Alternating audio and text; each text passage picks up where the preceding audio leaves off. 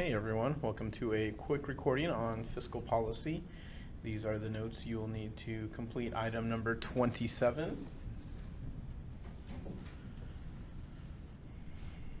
So we just finished talking about the Federal Reserve and monetary policy. This is fiscal policy, and it is enacted by Congress.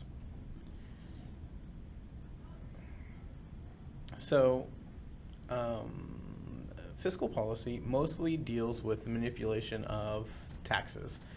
So what do we do with taxes to create or stimulate the economy?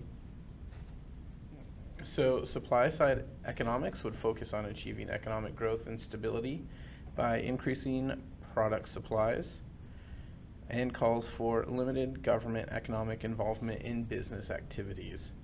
So in supply side economics, you're going to look at giving tax breaks to businesses so that they can go out and use those saved tax monies on things like the factors of production.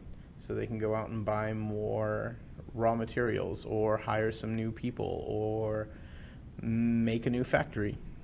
And the idea here is that if you give suppliers the money they need to grow their business, they will actually spend that money on growing their business, which would increase economic activity for everyone, increase spending by businesses, which would create jobs for people, which would then make more people have more money to spend, which would then cause an increase in aggregate demand. Buy more natural resources, they'll also buy or create more jobs, which means more people with jobs, more people with money, more money spent in the economy, again increasing aggregate demand. And with this one, there's more active government economic involvement. So the government's going to be more involved. They will create programs to make sure that people have money, because the money will be going to consumers and not necessarily to businesses. So the tools, once again, tax rates, tax incentives. So if you do or do not do a specific economic activity, you can get either a tax break or some kind of tax increase if you do something incorrectly. Government spending on social programs is a tool of fiscal policy. Public transfer payments, we typically think of these like welfare or WIC. So programs that provide money to families who are less fortunate. Progressive income tax are seen as a way to affect income equality in America, and is also used to